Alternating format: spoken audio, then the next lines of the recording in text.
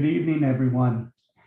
Thank you for joining us this evening. This is second of our equity-focused educational equity webinars that we are hosting. I'm Ken Magdaleno. I'm the founder and CEO of CLEAR, which if you pay attention to what CLEAR, the acronym stands for, is Center for Leadership, Equity, and Research. We're very pleased this evening to host Mr. Robert Tagorda of the Revival Strategy Consulting.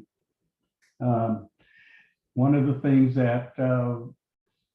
Tagorda and I had a conversation about was how important the aspect of equity is in the work that we do around the state. And so I just want to remind everyone that as we go through these presentations, equity needs to become who we are as organizations, not just on specific times or dates, but it must be a focus on our everyday life as organizations. And so I'm pleased at this time. I don't want to take a lot of his time. I'm pleased now to introduce you to Mr. Robert Tagorda.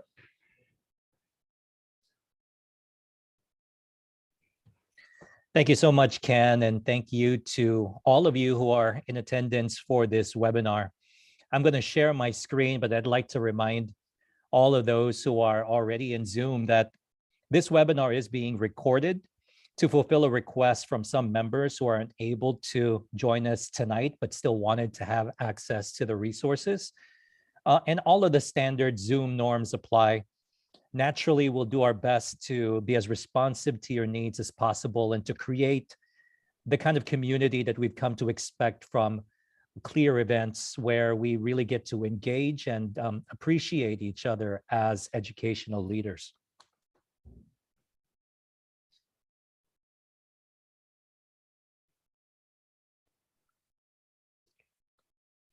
I trust that you're able to see the slide. Okay, I'm seeing Dr. Magdaleno nod his head. So that means that we can proceed. This presentation is titled A Framework for Equity-Centered Strategic Planning, which may seem somewhat premature given that we've just started this school year. And I know many of you are at the front lines of this work.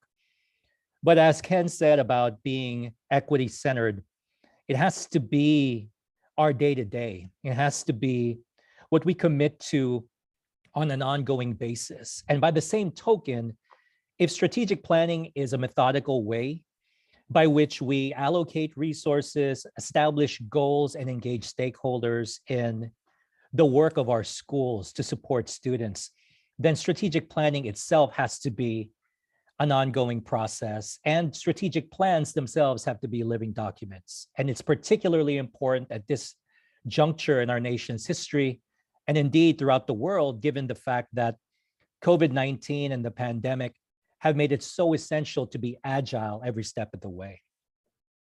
So this particular webinar is brought to you, as Ken mentioned, by CLEAR in collaboration with my consulting firm, Revival Strategy Consulting.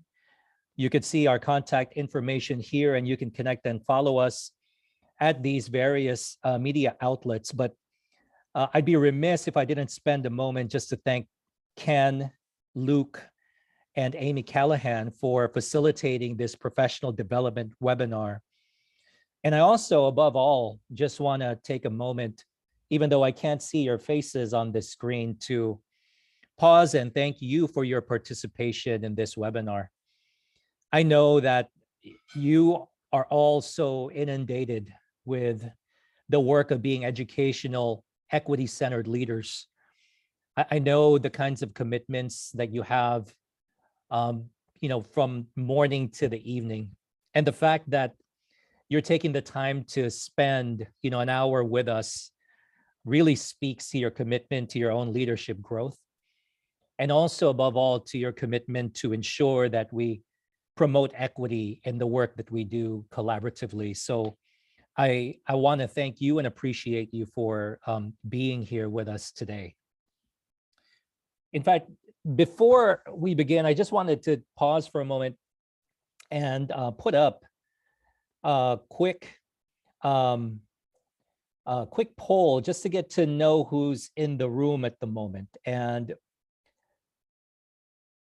you'll see it popping up in front of you now. It simply asks on a scale of 1 to 5 how familiar you might be with strategic planning in your organization. You know, pressing 1 means that you're still learning about it. 3 is, you know, you contribute to strategic planning as necessary. And then 5 means that you lead this work in your school system or at your site. So just give us a sense of your familiarity with strategic planning so that we can ensure that we meet your needs.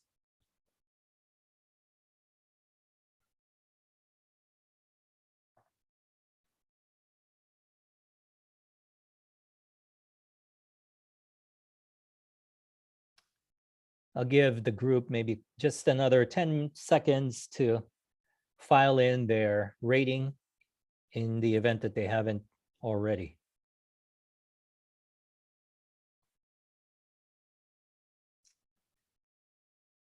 Okay, so let me share the results with the group. Are you able to see the results? If not, let me just reiterate, as one could have probably expected, we have a wide range of different individuals in this room. Some who are still learning about strategic planning, and then some who are leading this work on the opposite end of the spectrum, which is good. This is exactly what we want. We want a diverse group of perspectives and a diverse group of voices in the room. And as with any strategic planning process, we know that you have to ensure that you're addressing the needs of all of the stakeholders who might be before you in your community. So this is a wonderful thing to be able to witness, that we've got a wide range of different familiarity with this work. So let me share now this screen again and get us back to our slides. And whether you're a seasoned veteran in strategic planning or you're just learning about it, I think the following framework should be valuable to us. And I keep it really simple, in part because we want to ensure that it's accessible, in part because we only have an hour together, but also in my view, that the simpler we keep it, the clearer it becomes what we prioritize in a strategic plan. And so when we think about a framework for equity-centered strategic planning, and throughout the course of this particular presentation, you'll see me returning to these 2 concepts and these 2 frameworks. The bottom line is that for every section of a strategic plan, we're going to ask ourselves, to what degree is equity integrated? Whether we're talking about stakeholders, goals, and resources, which are the key components of a strategic plan, to what degree are we seeing examples or evidence that the organization is, on the one hand, layering equity practices on top of existing structures, or to go a level deeper, focusing on historically marginalized groups, or to go yet another layer further, actually centering equity work, right? For any given organization, you're going to utilize a range of these different tools and techniques in each component of a strategic plan. What I'd like for us to be able to develop is the intuition to ask ourselves, as we are looking at a strategic planning process, or as we are looking at a document that proclaims to talk about the mission and the vision and the values of an organization, how are we seeing evidence of equity? And to what degree is the evidence of equity being evident to us, right? And when we put these two components together, we get this matrix, which we'll be returning to throughout the 3 sections of this presentation. We'll go through step by step, first with stakeholders, and then with goals, and then with resources, focusing primarily on budgetary resources, all of the components that you see on the left. And then above in this framework, we see, are we, first from left to right, just simply layering equity-centered practices onto an existing structure? Or are we focusing on historically marginalized groups? Or to go one step deeper, are we actually centering equity work in a particular component of a strategic plan? Now, I wanted to provide a couple of examples to serve as illustrations, to serve as inspiration.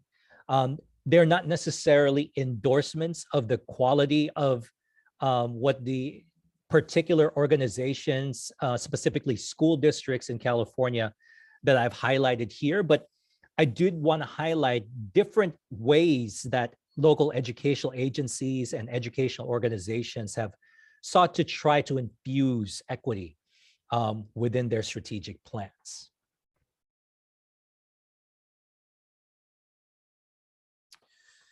So first, we're going to focus on stakeholders, and we're going to go through this process where we're talking about a technique called design thinking, which is human-centered design work. It's now become quite fashionable in education, but is also really important in technology, in architecture, and in other facets of social life. Then we'll talk about targeted surveys that seek to gather feedback from historically marginalized groups and stakeholders within those communities. And then we'll talk about equity committees that really try to create equity-centered work and make it front and center in their stakeholder engagement process. So I want to start with just a standard approach to strategic planning, which draws directly from the local control and accountability plan, which, as many of you know, here in California, represents effectively the strategic plan for a local educational agency. And over the past, 8, 9, 10 years that this has been in existence in our state, we've now become kind of familiar with what stakeholder engagement looks like in a plan like this. And it mirrors roughly what you would typically find in a strategic planning process. And there is a specific section in an LCAP, which you will now also find in the COVID, CARES Act, ESSER plans, and in all other plans that are required by the California Department of Education.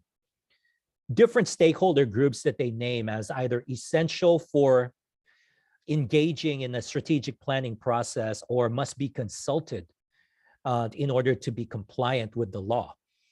And the LCAP is quite unique in that it enumerates these groups, right? It starts off by saying, as you see in that first bullet point, teachers, principals, administrators, other school personnel, local bargaining units of the LEA, parents and students.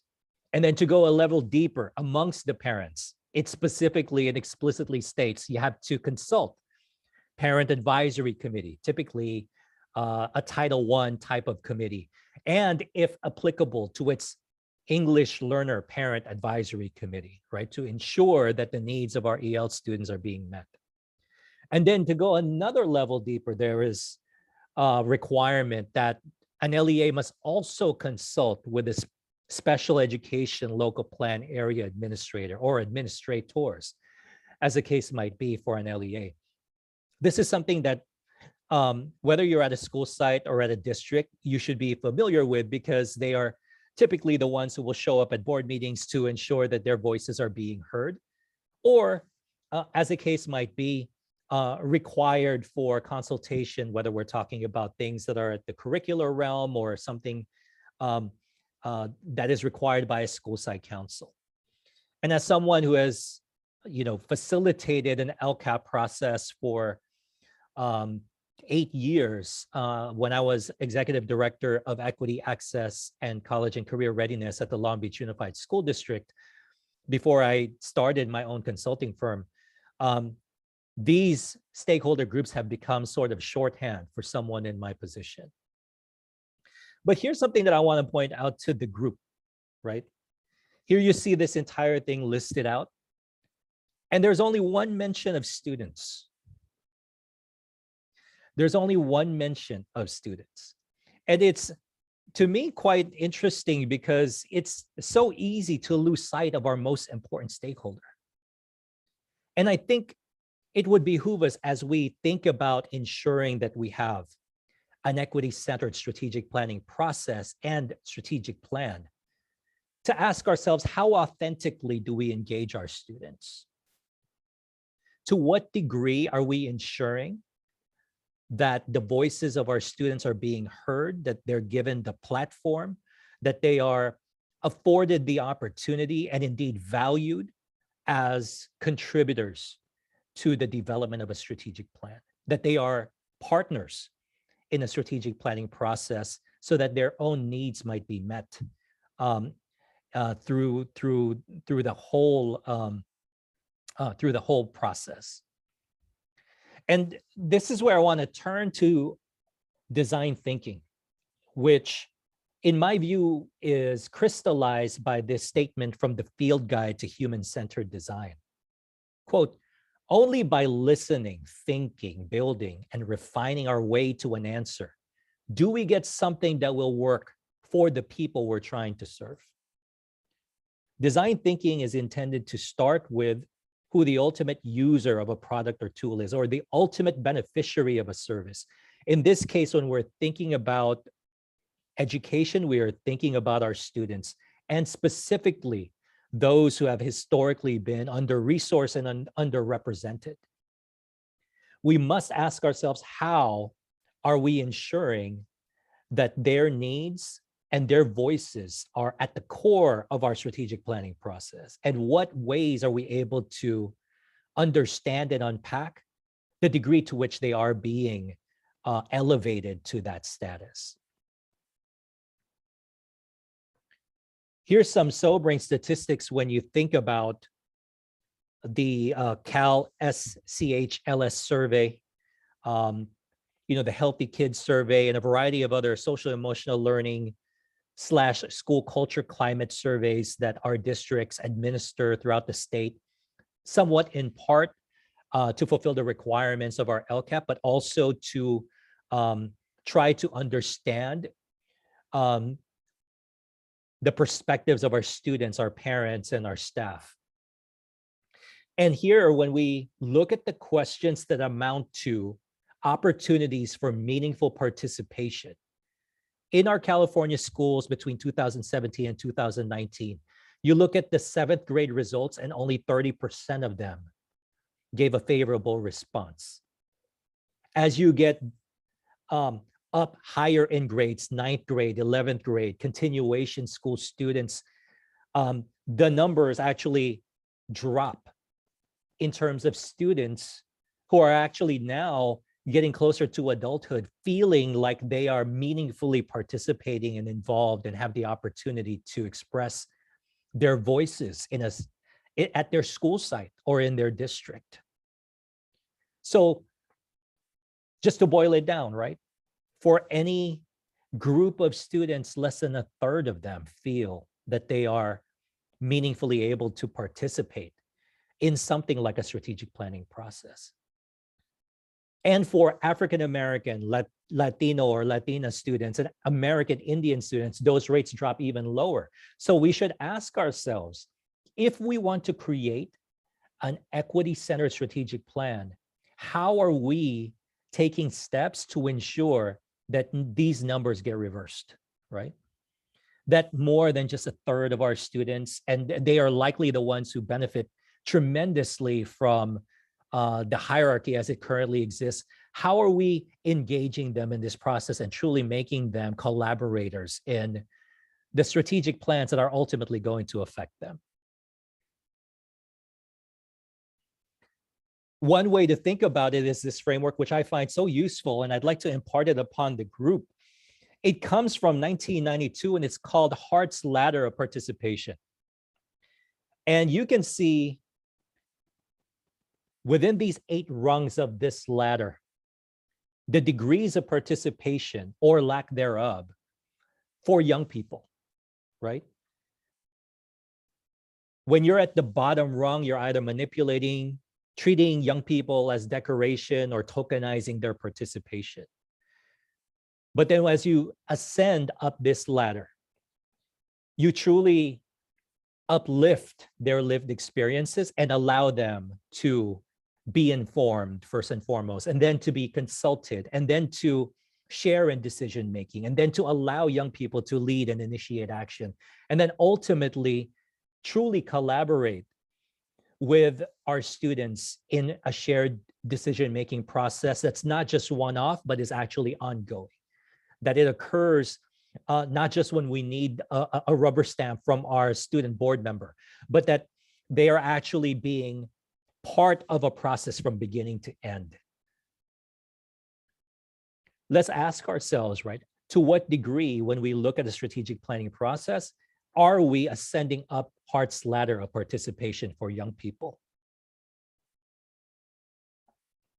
One way to think about it is to take one example of the way that we try to engage stakeholders and see the degree to which we involve students in the development of that very tool that we're supposed to be using to engage them, right? Here's a really useful framework from the Center for American Progress. They're familiar with the fact that LEAs across the country use surveys to try to gauge how students feel about their educational experience. And for those who are poorly implementing a student survey, you'll often find that the survey topics are superficial and the data collection is infrequent, right? You're only doing it maybe once every couple of years, and you're asking them about topics that aren't really substantive, but rather just caters to what adults perceive students might simply be interested in. Doesn't really treat them as partners. Now, as you improve in quality in the implementation of a survey, you'll find that the survey topics become more important. They start asking about how students actually feel within their schools and in their district. The data collection becomes more regular. And then students actually even receive results of the surveys that have been administered, not just to them, but also to other stakeholders in an LEA or in a community. But when we are truly centering students in survey administration, we aren't just treating them as respondents to the surveys, but actually contributors to the development of it. Let's ask ourselves, when we think about administering a survey, do we engage a group of students, including those from historically marginalized groups, to help us design the questions that should go into that survey? Are the topics essential? Are we thinking about frequent administration? Are we going to not only report the results of that survey to students, but also engage them in the analysis of those survey results? And then, above all, encourage their participation in action planning as well. Once you can tick off those boxes and you are doing it in an authentic way, then we are truly moving toward an equity-centered strategic planning process. Furthermore, when we think about truly unpacking how students feel about their educational experience and making it the core of a strategic plan, we can't simply stop at a survey. we have to engage students in actual conversation even further. And there's one really unique technique in design thinking that I think is really powerful. They're called empathy interviews, in which members of a school or members of a school district leadership team are just giving students an open platform to express themselves. If you Google empathy interviews for students, you'll find many resources available, including a video that the New York City Department of Education has put out on Vimeo. So I encourage you to take a look at those. But this particular example is from Monterey Peninsula Unified School District, where they engaged in a wide-ranging set of empathy interviews with a diverse array of stakeholders, emphasizing inclusion for historically underrepresented groups like their Spanish-speaking families. In fact, they went so far as to conduct an empathy interview within a board meeting to truly give voice to those who are coming in from the community.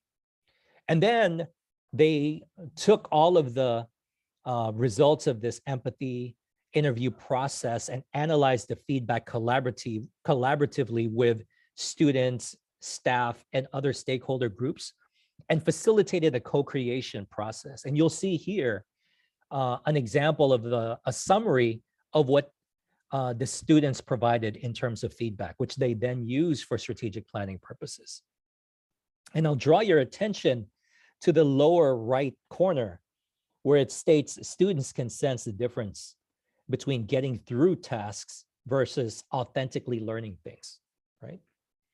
Obviously, they were talking about their classroom experience, but it can also reflect how they might feel about their experiences in a strategic planning process.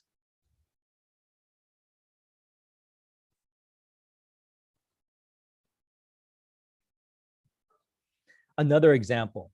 So if we are going to do a survey, or if we're conducting empathy interviews, are we going another step and ensuring that we are focusing on our Black students, our brown students, our low-income students, our foster youth, those students who are experiencing homelessness? And to what degree are we doing that in an authentic fashion, right? Here's a great example from the Inland Empire Black Education Agenda. They surveyed nearly 1,100 Black students, parents, and community stakeholders, and created a report with the express purpose of having it be included in the LCAP of the districts in the Inland Empire, and also to promote the idea of creating an equity office at the district level that is resourced so that it can actually enact change, right? The other interesting thing about this example is that it was facilitated by the BLU Educational Foundation in collaboration with a higher education partner at UCR, and also with other groups and organizations in the Inland Empire. So here's a good example, in my view, of being able to utilize survey results that are specifically focusing on the needs of Black students and families in the community.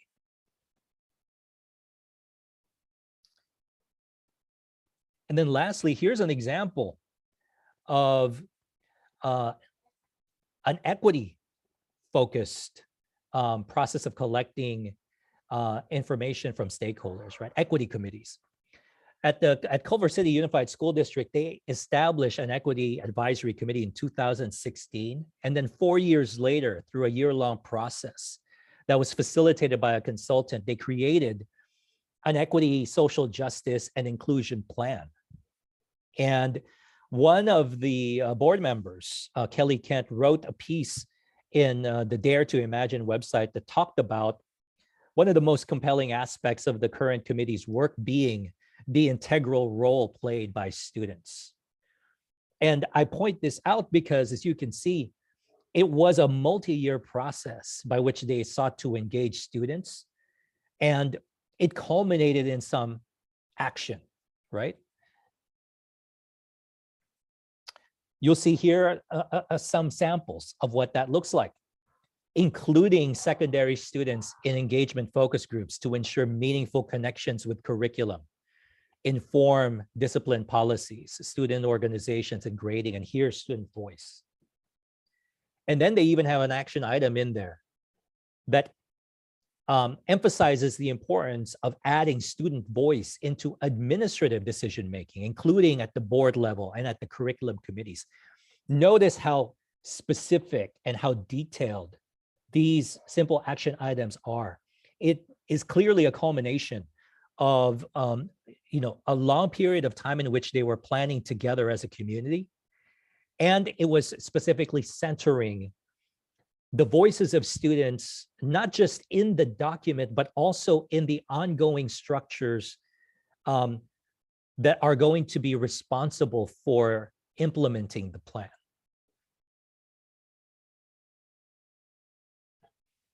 So that summarizes our work here around stakeholder engagement. We're now going to turn to the next part, which is to think about goal setting, right? So we've engaged our stakeholders. We have a sense of how they feel. Now we're on to actually establishing goals so that we enshrine what the community values within our strategic plan. And I want to start out with this really useful framework from the Management Center.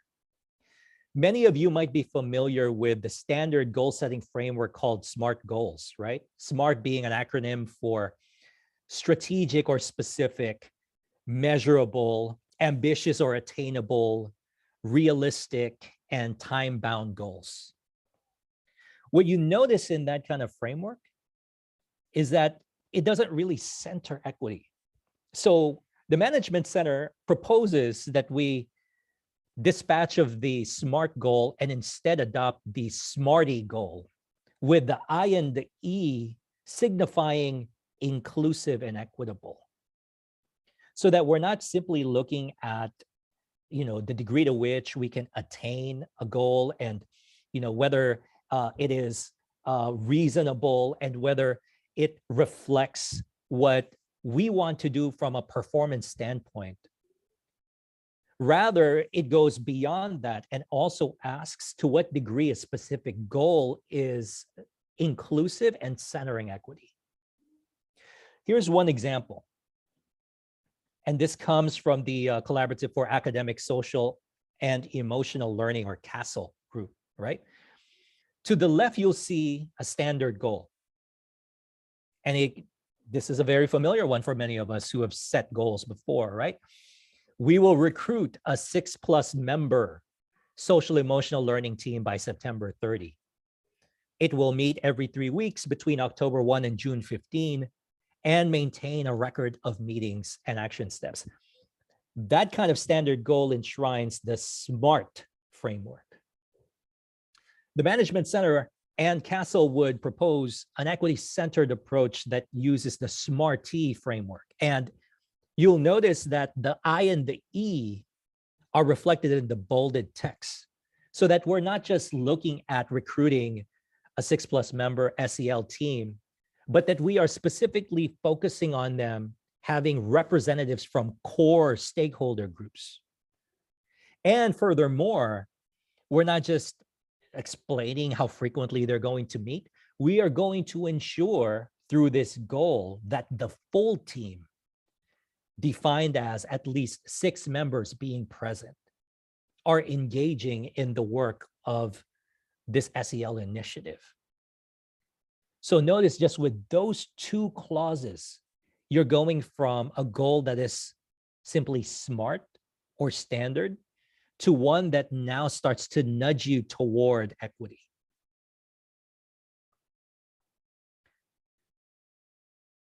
Let's look at another example, but this time I'm going to ask the group to submit through chat how they plan to make the goal SMART-T, right? So here's our activity, and I want everyone to be prepared to submit some of their thoughts on chat, right? The standard goal states, the school district will select an evidence-based SEL program by the end of the 2021-2022 school year. Let me invite you in the chat to add something either to the end or at some point in this standard goal, your own thoughts about how you might make it equity centered. I'll give the group about 2.5, 3 minutes for contributing in the chat.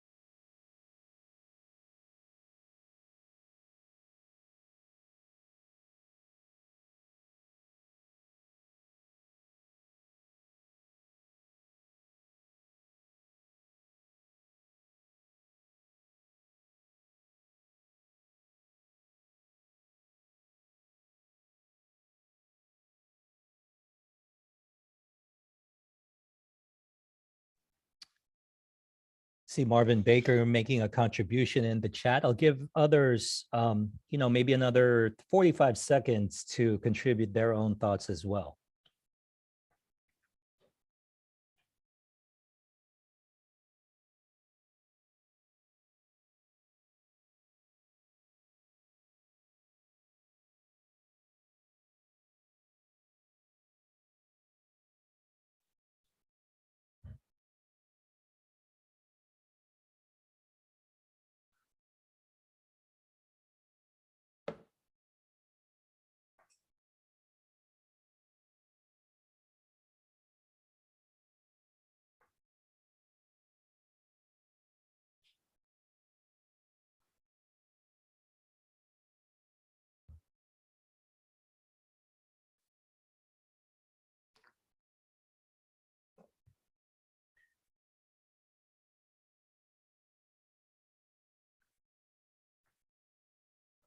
Okay, love the contributions from Marvin here. In fact, I'm gonna read it aloud to the group in the event that some can't see the chat. But Marvin's contribution is to say the school district will select an evidence-based SEL program by the end of the 2021-22 school year. That gets us to the SMART component. And then the inclusive and equity, he suggests selected by a group made up of at least 25% students from unduplicated groups, which are low-income students, English learners, and foster youth, and 25% of the parents from those groups, specifically low-income, foster youth, et cetera. Good, very good. This is a particularly good kind of SMART-y goal that could be utilized for an LCAP as one example. My adaptation of what was provided by Castle is to just simply state with input from students, family, staff, and community partners representing all stakeholder groups, right? You can play around with the degree to which you want to be detailed about the groups that you seek to include and to ensure as part of the equity work. But again, we want to develop organizationally this habit and this discipline of ensuring that we're continually asking ourselves, how do we turn our normal work into equity-centered work? Looking now at a couple of other examples, when we think about, for example, subgroup goals, right? I want to go back to the Monterey Peninsula Unified School District empathy interviews, because during the process by which they were interviewing students, they would ask questions like, tell me about a time when technology was particularly effective in meeting students' needs, especially marginalized students, right? What have you enjoyed about working with technology, and what have you not enjoyed about working with technology?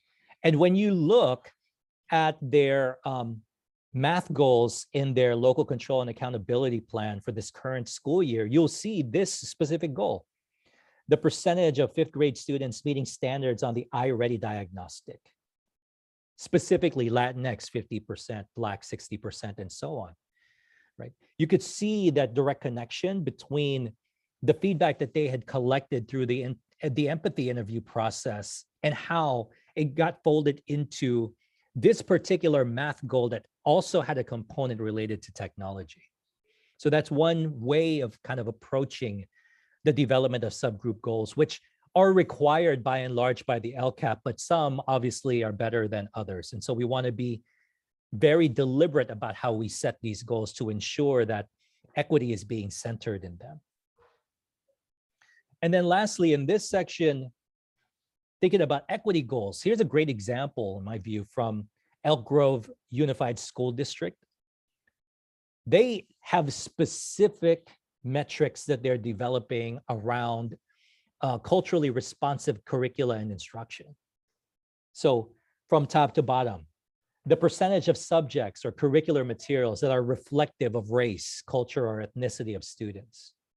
And then asking, what percentage of our students and what percentage of our staff are reporting that the curriculum and the instruction are rigorous and culturally responsive, right? That gets to a survey that is specifically looking at the implementation of an equity-centered initiative, namely culturally responsive curriculum and instruction. And they have elevated it to the status of an actual goal in their equity strategic plan. So that's another good example for us to continue to draw from as we evolve in our organizations around equity work, going from, just layering SMARTY goals on top of what would typically be SMART goals, all the way through a really deep equity-centered goal.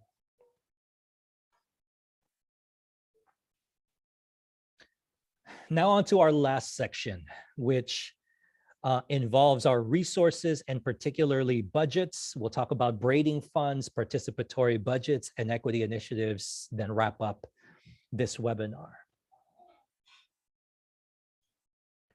Braiding funds, for those who are unfamiliar with the term, and there are some other close cousins, including layering funds or blending funds. It's simply a way to literally braid or piece together different funding sources to support an initiative, right? Here's a useful infographic from the North Carolina Early Childhood Foundation, which was referenced in a recent webinar conducted by West Ed. And the idea here is that if you are utilizing different funding sources, not only are you able to maximize the money or the human capital that you have in your organization, but you're also able to provide a more streamlined set of services to students, which ultimately benefit those who have the highest needs. One example used by West Ed, which I particularly enjoy in terms of braiding funds, is this idea of imagining an English learner migrant ed student in our school district, right? So one source of funding is going to pay for the universal core instruction in that child's classroom.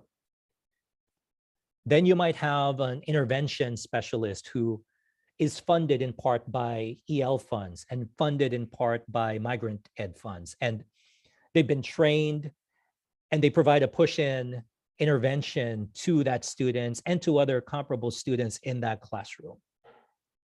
That's yet another funding source being layered, but it's conducted by the same staff member so that the student is able to generate a relationship with that staff member, right? And then you might have an after school program and it's funded by Title I or another funding source like that. And it's the same intervention specialist who's conducting that after school tutorial that benefits students, including the EL student / migrant ed student that we're discussing in this case. Here's a great example of braiding funds because we're drawing from many different resources, pooling them together to deliver a streamlined service as represented by one intervention specialist with whom that student can develop a relationship, as well as the parents and other family members too. That's why in many respects, when we think about braiding funds, we're also thinking about one mechanism, one budgetary mechanism by which we promote equity, right? So you want to look when you're examining your LCAP or you're examining your ESSER fund plans and your expanded learning opportunity grant plan, to what degree are we thinking about braiding resources so that we're continually promoting equity in our work? To go another step deeper, and this one hits close to home for me because I was responsible for this program, but at the Long Beach Unified School District a couple of years ago, before the pandemic, we provided up to $50,000 in LCFF funds to individual committees from various affinity groups for their own strategic plans. That included our coalition to involve African American parents, our English Learner Committee. We have a large Pacific Islander community, so they have a committee that we also provided resources to. And we had a superintendent student advisory committee that received, I believe it was $25,000 or $30,000. The idea here is to equip the very groups that we strive to serve with the resources themselves and provide them with the structure and the guidance and the templates and the tools to ensure that they can manage those funds that benefit their own communities, right? So again, if one hallmark of design thinking or one hallmark of a strong strategic plan is that the beneficiaries are involved in the process, then what better way to ensure that they are involved than by providing them with the resources themselves to be able to use to support their own needs, right? And then another example, Oakland Unified School District, they have targeted initiatives for focal student groups. This is part of their second goal in their LCAP for 2021 through 2024 to the tune of about $4.6 million. And it helps to fund very specific supports for their African American female excellence group, their African American male achievement group, and then other affinity groups represented by Latinx students, Asian Pacific Islander students, and even Arab American students, right? Here's an example where a school district is unpacking the needs of historically marginalized groups and developing specific initiatives that are intended to support the needs of the students represented by those groups.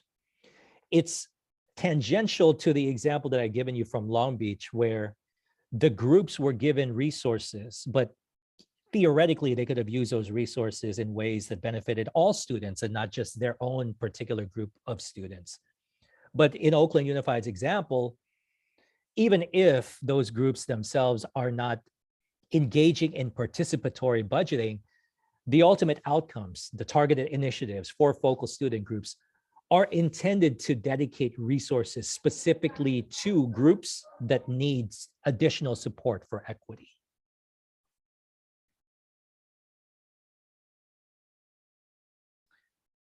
That concludes our webinar. And I'm going to stop my screen share now so that I can see the rest of the panelists in the call and perhaps even some other members of the group who are in this webinar right now, and just want to turn it over to the group to see if there are any questions or thoughts that you wanted to share in the remaining 10 minutes that we have together.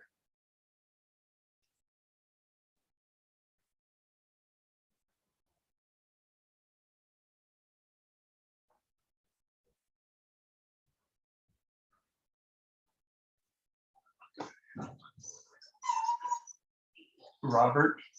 Yes.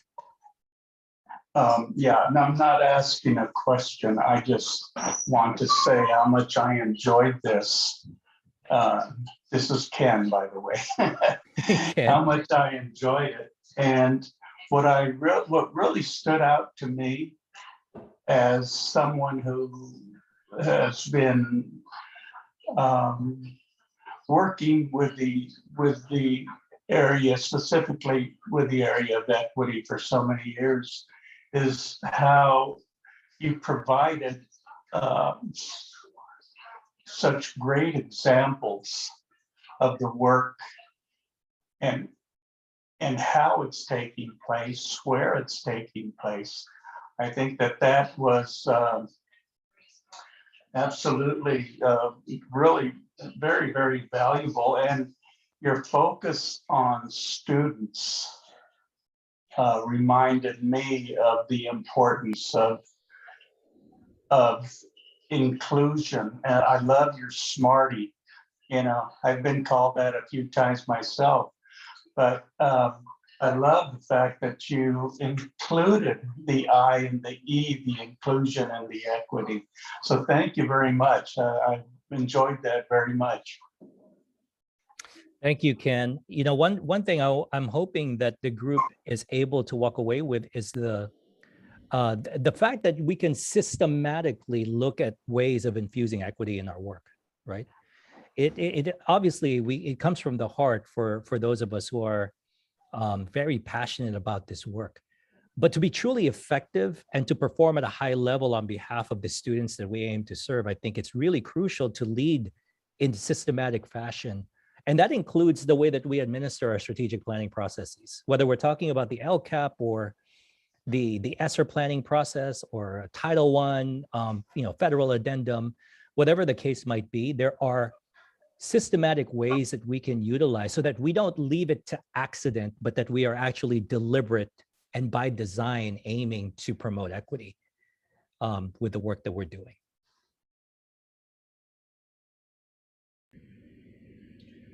Hi, Robert. This is Marvin. I'm one of the persons who shared, but I just wanted to thank you for the presentation tonight. I have a colleague participating as well, and we really enjoyed the examples that were provided. They were very solid, and kind of actionable steps that were provided for sharing with districts who would like to continue their work around equity-centered, student-focused action items. And certainly that's a direction for next steps for many, many districts. So we appreciate it. It was very helpful information. Oh, no problem. Where are you, what district do you represent? I'm with the County Office of Education here in Central California.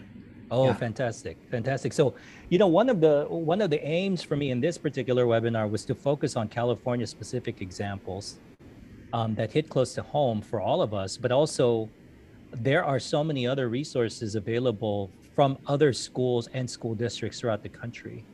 And in your particular case, since you work with multiple LEAs, including charter organizations, I imagine that you also see many different examples in which people are, attempting to infuse equity in their strategic planning work. So, I'm grateful for your contributions and for your participation this evening. Thank you. Thank you very much.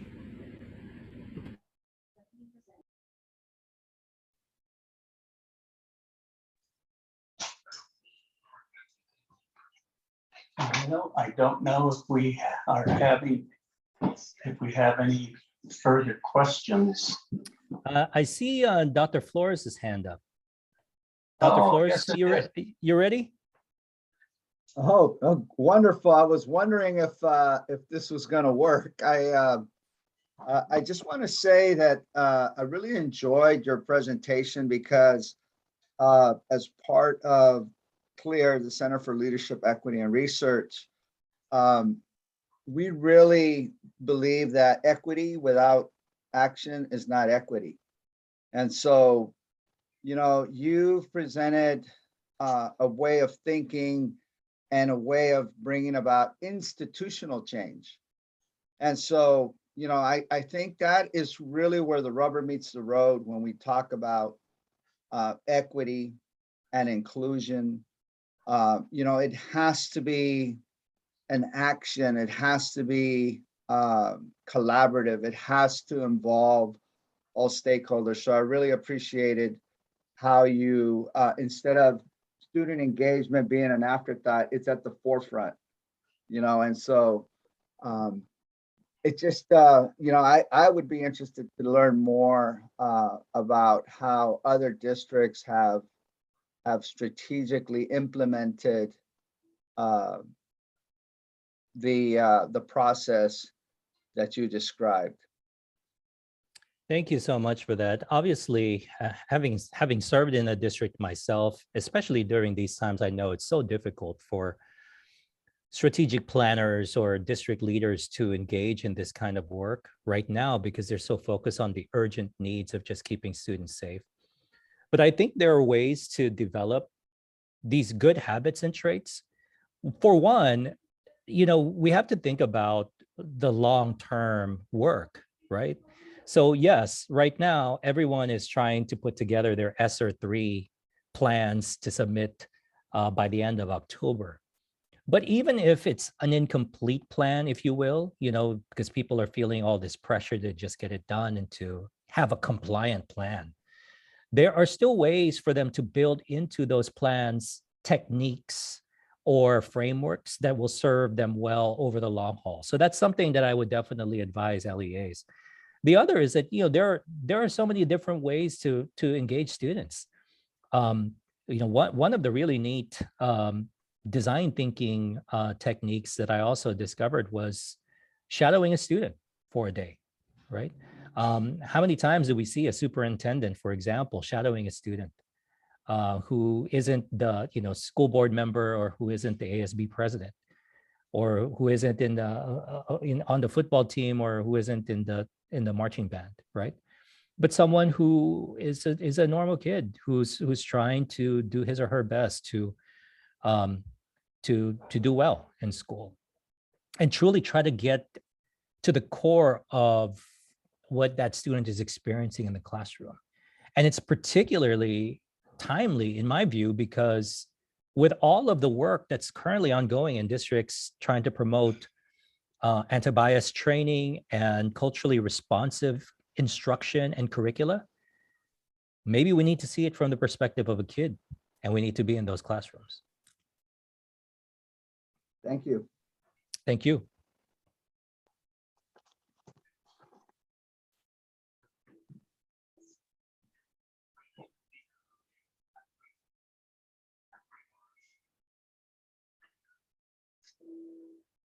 I'll use a little bit of wait time, Robert.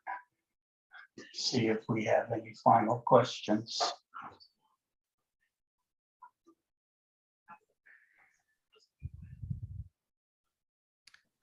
I do have one more question, Robert, and this is Pete Flores again. How, and it's not a trick question, but I'd be interested to hear your response to people who say,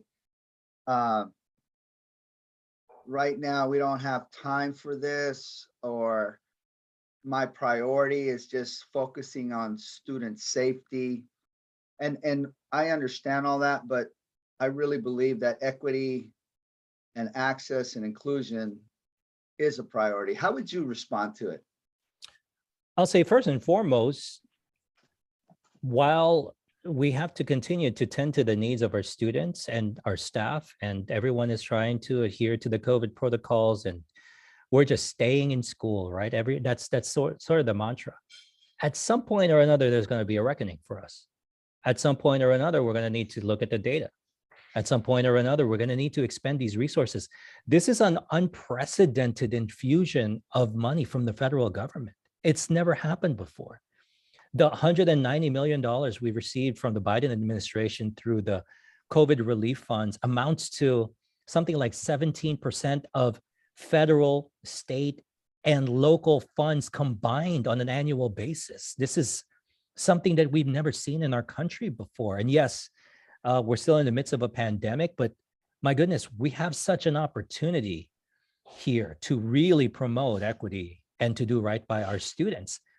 And we need to lay the building blocks for that, right? So if we have 3 years to utilize these resources and to plan ahead, then we need to make sure that we are building the systems to try to get to that place. And while we might have to take certain shortcuts to comply with just accessing these funds from the California Department of Education, we still need to think about, over the long haul, how are we going to institute the building blocks to ensure that this work gets done? So that's how I would respond. The other thing I would say is that, to be candid, now is the time to actually revisit many of those plans already. We're seeing a substantial shortage in teachers, a substantial shortage in substitute teachers, a substantial shortage in bus drivers, not just here in California, but throughout the country. The vast majority of strategic plans using ESSER funds and LCFF and Title I and all of these resources are all in staff. And we simply don't have enough bodies right now in our schools to be able to fully utilize those services and resources. So we have to think, we actually have to look and revisit now to try to figure out how we're going to, meet the budgets that we had laid out for ourselves, knowing that only about half to 60% or maybe 70% of the staff that we said we were going to hire have actually been hired, onboarded, and are in front of kids right now, right? So we don't have time to waste, in my view.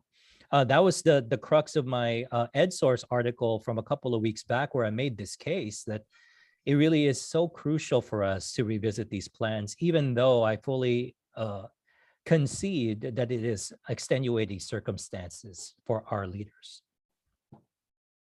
Thank you. The time is now. I agree.